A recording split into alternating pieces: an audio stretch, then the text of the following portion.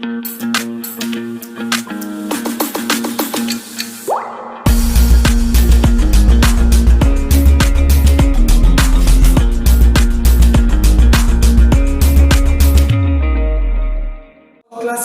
of countries. Now the first classification of the countries is being done by the World Bank on the basis of economic gain, that is per individual's economic gain, how the World Bank has just categorized the various nations. Say if the per capita income in US dollars, because it is being cross-checked by the World Bank, and dollar is the accepted currency all over the world. So if the per capita income is in US dollars 12,056 per annum, or even more than that, then the country would be termed as rich nation. If the per capita income in US dollars, once it is measured and it remains 955 US dollars or even less than that, then the country is termed as low or middle income countries. Low income countries purposely. So if we say, as per the data collected in 2017, it was stated as for rich countries it was 1256 US dollars per annum, and for low income countries it was 955 US dollars. So where was the condition of India? India at that time, each individual's income was 1820 US dollars per annum. So India remained in low middle income countries. So children, once we say that categorizing the nations on the basis of income, we divide them into two groups. So this is rich or poor countries.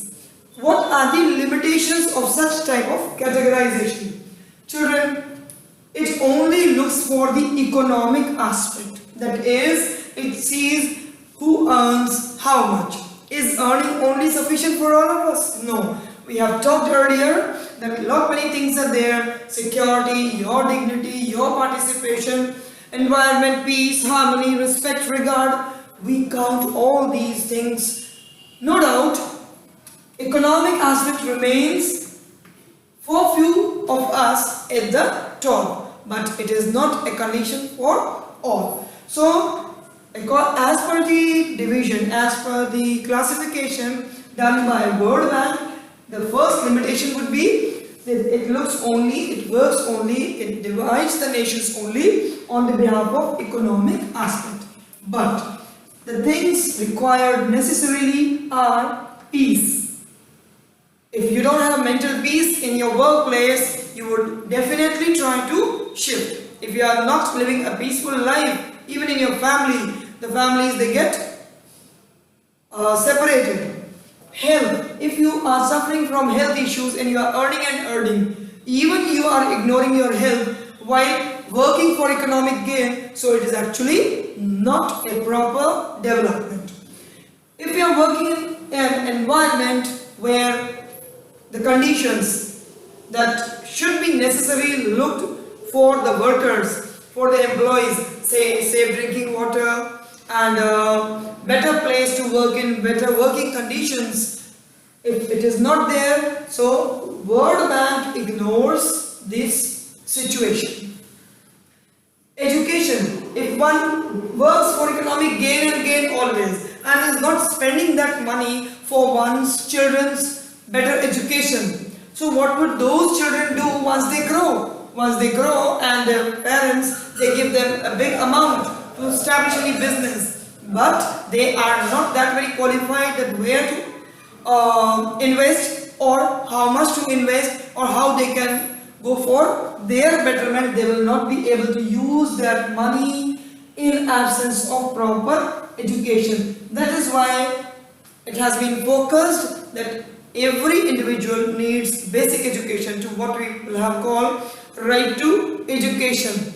Once educated, one can develop mentally to spend one's income in a good way. It also hides disparity. That is, in a family, one is earning, but per capita income, once it is calculated, that is, per capita income is calculated by dividing the total income of the nation by the total population. So if it is there, many people are working, but more than those are unemployed. So it gives a situation where there is hidden disparity, means all of them are shown working, but actually they are not. So here we have talked about the very first classification of countries on the basis of economic gain. So let us recapitulate. It is 1256 per annum as per the data of 2017 for richer countries, 955 and below that for lower income countries, and India existed in 2017 with $1820 per capita income.